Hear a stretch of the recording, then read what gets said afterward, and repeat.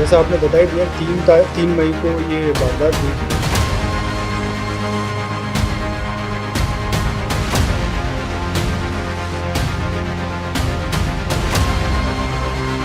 3 मई को इंदौर के एरोडम थाना क्षेत्र में एक सनसनीखेज चोरी हुई थी, जिसमें चोरों ने मंदिर को टारगेट बनाया था। जैन मंदिर था, वहाँ पे चोरों ने लगभग 15 लाख से ज़्यादा की अष्टधातु की मूर्तियों को चोरी किया था। पुलिस को इसमें बड़ी सफलता हासिल हुई है। इन्होंने 7 आरोपियों को गिरफ्तार किया है, जिसमें पहले 4 आरोपियों को गिरफ्तार किया था, जिसमें एक महिला थी इंदौर की, वो 3 खरगोन के लोग थे। सर, किस तरह से गिरफ्तारी हुई, किस तरह से पुलिस ने ट्रेस किया और कितने कैमरों को खंगाला, तब जाके सफलता हासिल हुई? नमस्कार। जैसा आपने बता ही दिया 3 मई को ये वारदात हुई थी और ये दिगंबर जैन मंदिर है थाना एरोड्रम में। इसमें से मूर्तियाँ और कुछ मशरूक़ का जो पूजन सामग्री में यूज़ होती है वो गई थी और हम लोगों ने इसमें करीब 200 से करीब सीसीटीवी कैमरे खंगाले और फॉरेंसिक टीम ने भी उसमें अच्छा काम किया और जो हमारी साइबर टीम के जो बिहाइंड द कर्टेन काम करती है और इसके आधार पे हम लोगों ने 9 लोगों को चिन्हित किया था। 9 लोगों को चिन्हित करके उसमें से 7 लोग अरेस्ट होते हैं। इसमें जो मुख्य आरोपी थे वो लखन, राम बाबू और दीपक चौहान। उनके अरेस्ट होने के बाद उनसे पूछताछ की गई और बाकी का फिर हम लोगों ने उनसे पूछा कि जो चोरी का माल है वो रिकवर किया गया। तो रिकवरी की अगर बात करें तो 95% रिकवरी इसमें हो चुकी है, जिसमें 7 मूर्तियाँ हैं, उसमें से 3 अष्टधातु की हैं और 4 चांदी की हैं। बाकी की जो पूजा सामग्री जैसे छत्र है, चांदी की थाली है, चांदी का लोटा वगैरह जो भी यूज़ होता था और वो सब बरामद हो गया। सर, इसमें महिला की क्या मुख्य भूमिका है? जो इंदौर के तेजाजी नगर की रहने वाली, बाकी जो खरगोन के हैं, इसके अलावा जो 2 अन्य फरार हैं वो कहाँ के? महिला की क्या भूमिका थी इसमें? इसमें महिला इनके परिवार की हैं, जो राम बाबू, लखन, इनके परिवार की ये महिला हैं।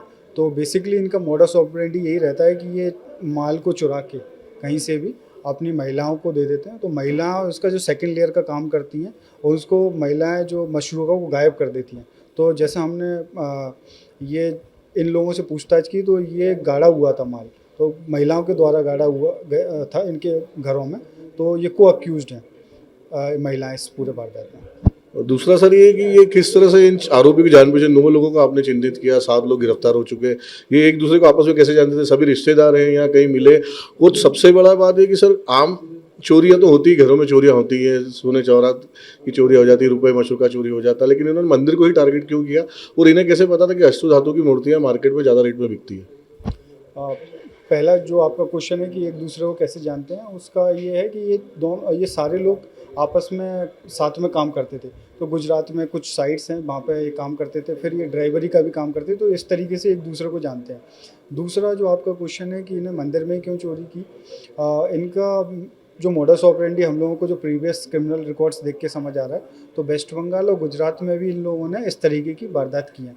इनको पता रहता है कि मंदिर में रात्रि में लोगों का कम आना जाना रहता है, तो उस तरीके के रैकी करके ये लोग वारदात देते हैं।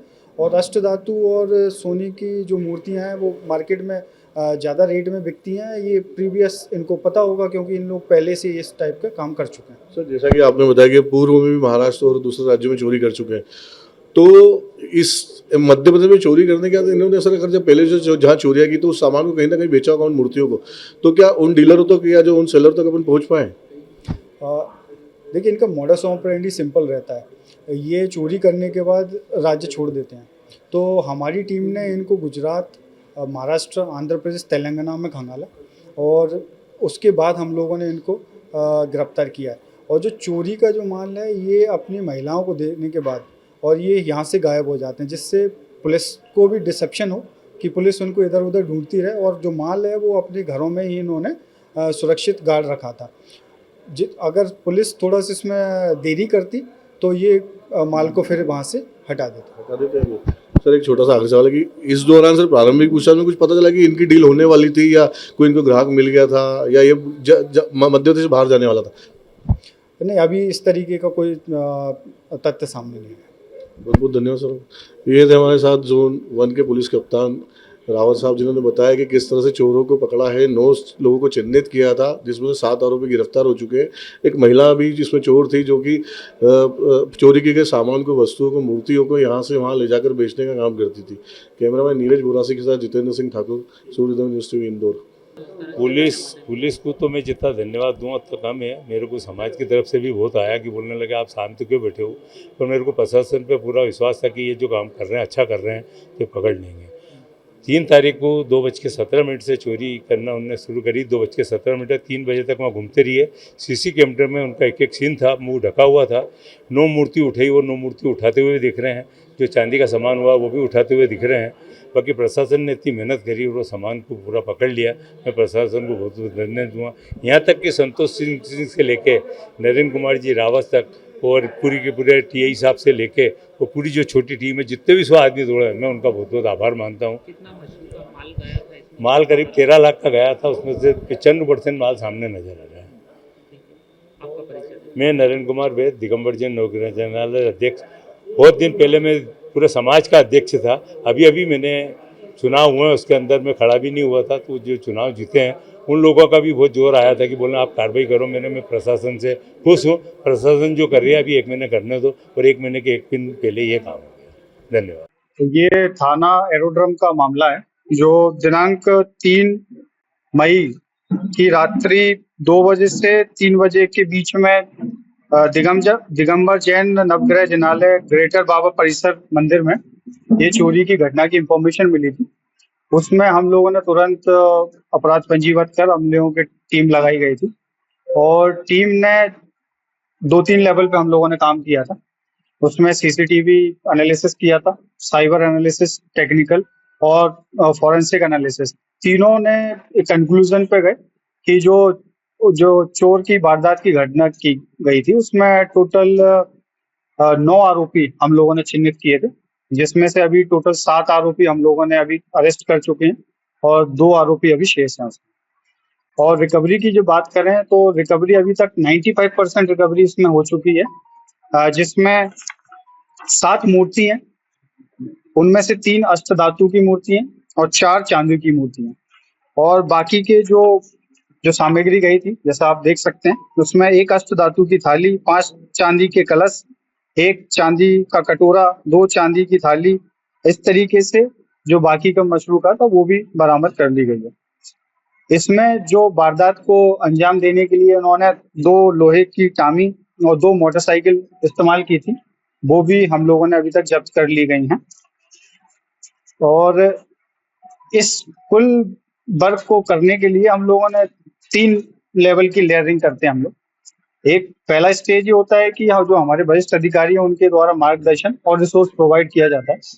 दूसरा, जैसे मैंने आपको बताया, टेक्निकल एस्पेक्ट होता है जो बिहाइंड द कर्टेन काम करता है, जिसमें साइबर होता है, फॉरेंसिक होता है और सीसीटीवी। तो इसमें लगभग हमने 200 से 250 कैमरे खंगाले हैं उनको ट्रेस करने के लिए, और एफएसएल की टीम ने उनके फिंगरप्रिंट वगैरह मैच किए हैं, और जो साइबर का टेक्निकल एनालिसिस है वो किया, उसके द्वारा ही ये चिन्हित हो पाए। ये बिहाइंड द कर्टेन ये लोग काम करते हैं। एग्जीक्यूशन की मैं बात करूं तो एग्जीक्यूशन जो टीम थी उसमें लगातार हमारे एडिशनल डीसीपी और एसीपी लगातार इसमें मॉनिटरिंग कर रहे थे, पूरा टेक्निकल टीम के साथ और जो एग्जीक्यूशन टीम के साथ उनके साथ वर्क कर रहे थे।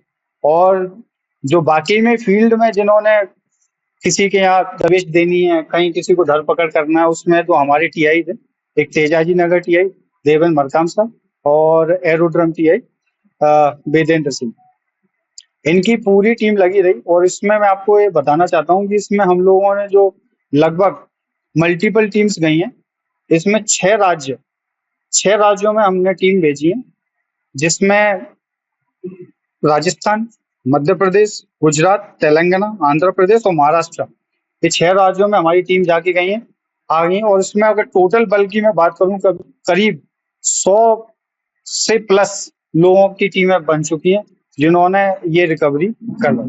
तो कहाँ से गिरफ्तार किया इन आरोपियों को? इन आरोपियों को गिरफ्तार, कुछ आरोपियों को हम लोगों ने तेलंगाना, आंध्र प्रदेश से गिरफ्तार किया है, और एक हमारी धार टीम गई थी तो कुछ लोगों को धार से किया है, और एक 2-3 लोगों को हम लोगों ने ये बड़वानी से किया है और खरगोन से कुछ गिरफ्तार 7 किया। आरोपी क्या मंदिर को ही निशाना बनाना था या और कोई बड़ी घटना को अंजाम देना था, क्या इनका प्लान क्या था इनका? देखिए, जो अभी पूछताछ में मोटिव सामने आया है उसमें मेन इनका मकसद मंदिर चोरी था, और इनके जो आपराधिक रिकॉर्ड, जो प्रीवियस एंटीसीडेंट जिसको हम लोग बोल सकते हैं, उनको देखा जाए तो इन पे वेस्ट बंगाल और गुजरात, वहां पे भी इस तरीके की अपराध पंजीबद्ध हैं। तो मोटिव क्लियर था कि इनको चोरी करनी थी। संगठित जिस शहर में सर जाते थे उस चीज को एक्सप्लोर कर रहे हैं। संगठित अपराध हम लोग आपराधिक उनका देखेंगे। अगर वो संगठित अपराध धारा 111 के अंतर्गत अगर सारे इंग्रेडिएंट्स फुलफिल होते हैं तो उसका बिल्कुल हम इस्तेमाल करेंगे। सर, जिस शहर में जाते थे वहाँ कहाँ रुकते थे, रेकी करने का क्या तरीका होता था, क्या इनका होलिया होता था, फिर अंजाम देते थे, क्या? देखिए, बेसिकली अगर इनसे हमने इंटरोगेशन में पता चला है कि ये ड्राइवरी के काम करते थे ज्यादातर। तो ड्राइवरी के कामों को मूवमेंट ज्यादा रहता है, तो लोकल में किसी से भी इनका संपर्क रहता था, तो ये चिन्हित करते थे कि किस में कहाँ हम लोग वारदात कर सकते हैं। तो एक टाइप की रैकी करके ये अपनी घटना को अंजाम देते थे। मंदिर में कितने टाइम में रेकी? ये मंदिर में रैकी, जो हम लोगों ने सीसीटीवी का एनालिसिस किया तो रैकी ज्यादा नहीं की गई है, लेकिन 1-1.5 घंटे पहले इन लोगों ने आके इनने अपनी इस घटना को अंजाम दिया। महिला का क्या रोल है? महिला भी शामिल है?